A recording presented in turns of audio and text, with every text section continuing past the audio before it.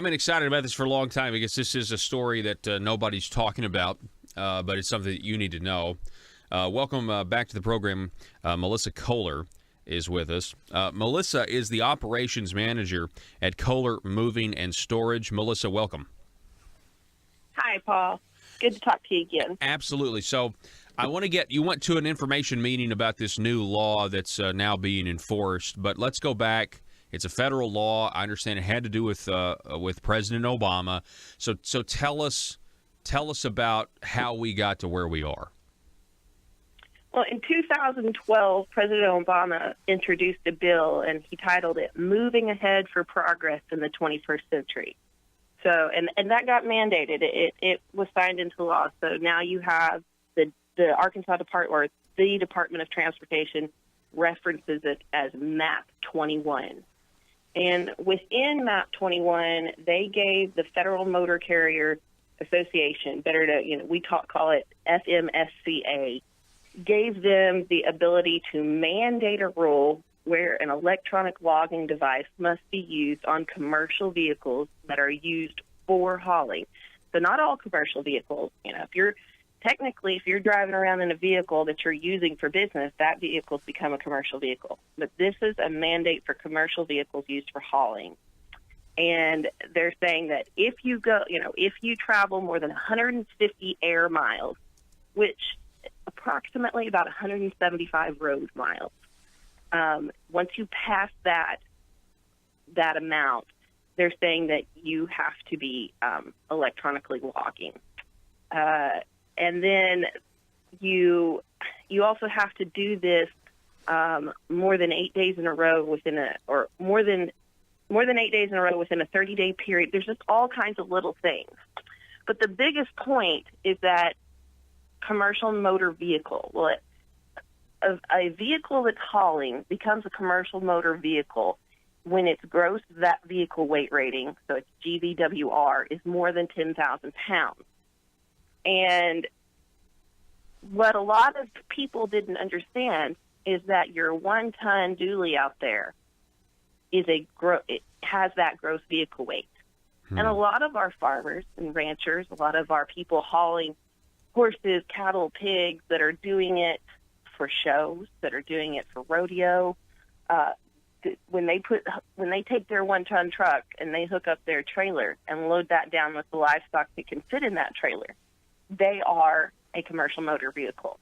Wow. And a lot of them are long enough and heavy enough when you combine the truck and the trailer weight and put a load on that trailer, that not only are they a commercial motor vehicle, but they are heavy enough, meaning that their weight is more than 26,000 pounds. So when you go 26,001, you're required to obtain a commercial driver's license, a CDL, just like a regular truck driver would to run for me at Koller Moving and Storage.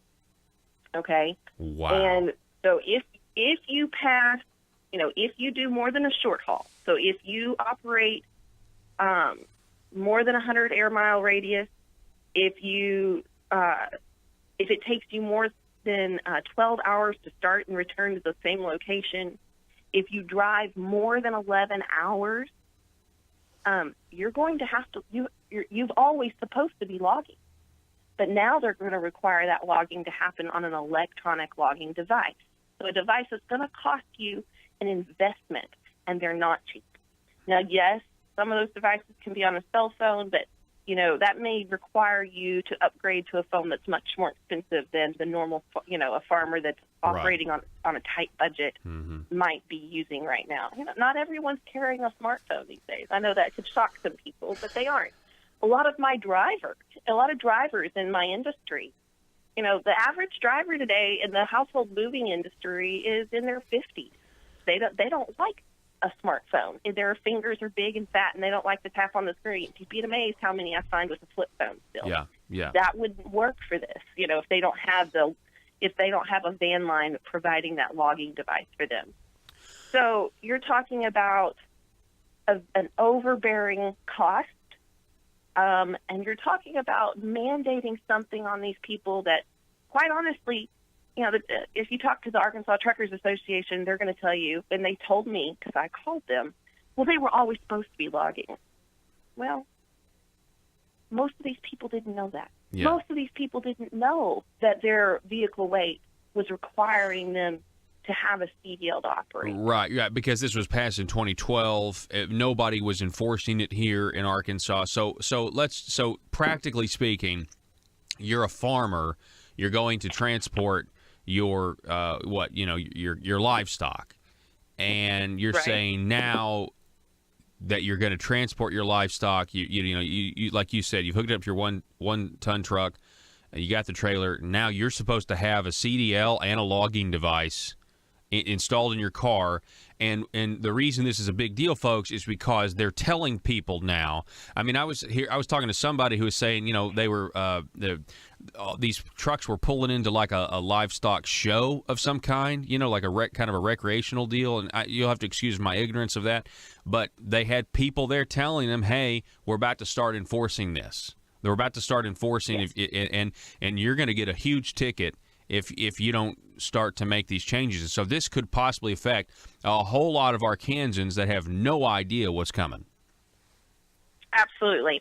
And here's where it gets really dicey for these people. For me, I already deal with this on a daily basis. My drivers are only allowed 14 hours of service time. They can only drive for 8 hours straight before taking a mandated 30-minute break, and then they can drive another 4 hours. So they're only allowed to drive 11 hours, and then they can have 3 hours still on the clock. Well, in my industry, we're moving people. That could mean he's got 3 hours to get his trailer cleaned up, or he's got 3 hours where he can have 3 hours of unloading time, and then he'd have to stop. Okay, 14 hours of service. I'm not talking about drive time. And a lot of these people at the meeting we were at last night, I don't believe they came away understanding this. So they get 11 hours total of drive time. 3 hours more of service time, which is work time. And then you are mandated to take 10 consecutive hours off. That means you're supposed to not work. So for the farmer in hay season, he's only allowed if his rig is heavy enough to have to operate underneath this law. They have just changed the way he's allowed to work his farm, because if he worked more than 14 hours that day, he's illegal. Okay, and because we actually have to put that the day before, if we start logging and we've not been logging, say my driver's not gone anywhere for 2 weeks, he literally puts I was off from this date to this date. I wasn't driving, but then, I didn't drive. I wasn't driving this vehicle for this amount of time, and then now I'm back on, and he starts logging that. So if they have to, when they start working that day and say they're going to haul hay that day, they have to show that they only did 14 hours of service or less if they're on that road. Because if they've worked more than 14 hours, and a DOT officer pulls them over, they're illegal. They're going to get fined. They're out of hours of service, and so that officer is going to take them to somewhere where it's safe. They don't keep them on the side of the road, but they may escort them to a weigh station. They may escort them to a truck stop or a gas station, but then that vehicle must stop and stay there for 10 consecutive hours. That vehicle that is connected to that logging device cannot move for 10 consecutive hours. That doesn't matter if it's loaded with hay, it's loaded with pigs, cattle, horses. It can't move. Now, if you can unload that livestock and allow it to rest, you can do that. So, of course, you could take it out and tie it to the side of the trailer, but you can't do that with, a load of bulls or a load of hogs. Yeah.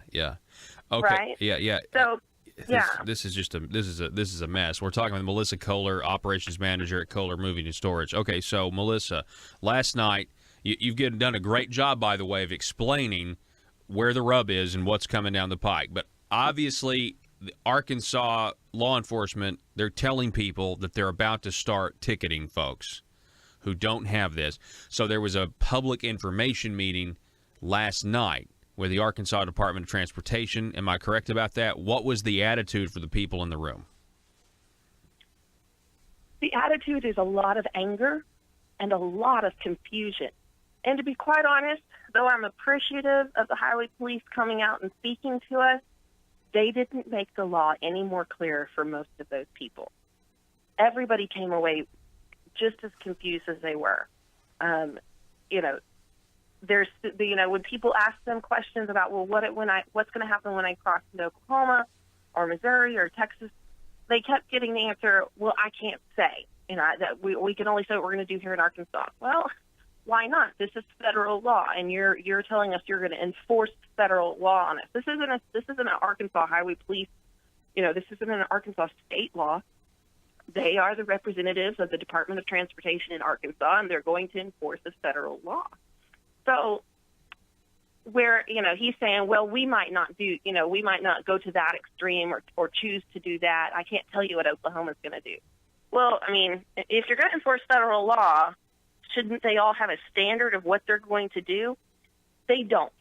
They're confused. They don't know what they're going to do. But I tell you what, we all know they're going to enforce it because it makes money, right? When you pull somebody over and you fine them for a logging violation, it makes a lot of money for the state. They pull a lot of money out of a trucker's pocket when there's a logging violation. Or now a farmer is what this is about. Now it's going to be a farmer, or now it's going to be, let's get really real here. Now it's going to be your 4-H member or your junior rodeo kid whose parent was trying to drive them to a jackpot in another state, okay? Not so much inside Arkansas, right? Because you can get a lot of places within that 175-mile range. But a lot of these kids that are seriously working towards scholarship in livestock or rodeo, they travel more miles, and they're going to have to use these devices. Now, the next thing to be clear about, Paul, is who can get a CDL? Well, a lot of it, when I was 16 years old, I was an old Fort Dave Sandy. I started pulling my own rig. I had a 1-ton dually and a 4-horse trailer hitch trailer, and I was heavy. When I loaded that sucker down, I was heavy. But I pulled that at 16 years old. When I was 18 years old, I started traveling around the country, right? Started traveling around about the 4-state area, barrel racing and doing rodeo queen contests. You can't get a CDL until you're 21 years old. Wow. Well, right. So when an 18-year-old kid that's been roping goes and buys his professional rodeo cowboy rookie card, and he wants to go travel his circuit trying to become a professional roper and get enough points on his card to maybe make the circuit finals, or if he's good enough to make it to the NFR.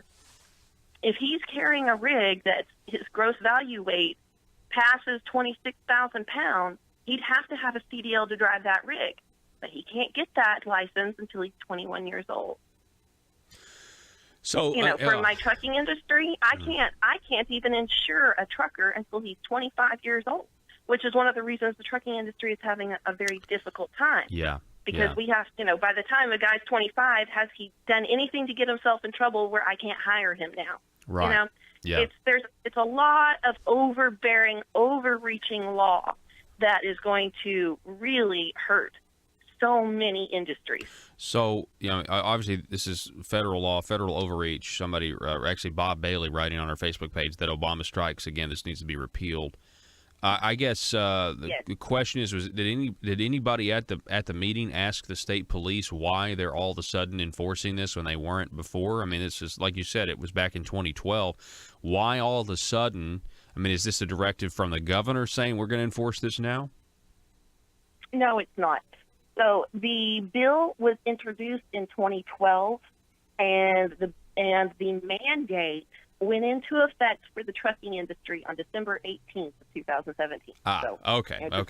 Just last to month. Clear this up. And then we had several in the livestock industry, including the Arkansas or the American Horse Council, the American Cattlemen's Association. They all have been lobbying to get this to go away, and they were granted a 90-day exemption, which is why the story you described where they were arriving at a livestock event and told him that this is going to start being enforced.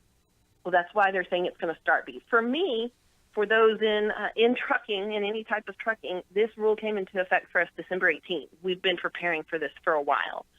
For the livestock industry, they had 90 days from December 18th to get prepared for this, to find out how much does their rig weigh when it's loaded. You know, you need to know how much your rig weighs when you have one animal on, no animals on, and a full load on. You know, when are you going to have where are you going to weigh? Because you have to understand, they can weigh your vehicle right where they're at. They have a device where they can do that. You know, if you're over in Crawford County and you're traveling Highway 64, well, there is a scale actually built into the road on Highway 64 in Crawford County that every single person goes over that utilizes 64 when you're coming from Van Buren into Alma.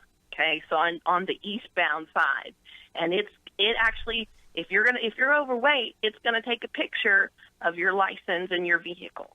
So that they can. Are you serious? I had no idea about that. Oh yeah, because see, they were saying they were losing, you know, because trucks were able to bypass the Interstate 40 weigh station by getting off at Alma and going to Van Buren via 64, or vice versa, getting off I-40 at Van Buren and past the weigh station by traveling 64 to Alma and then getting back on I-40.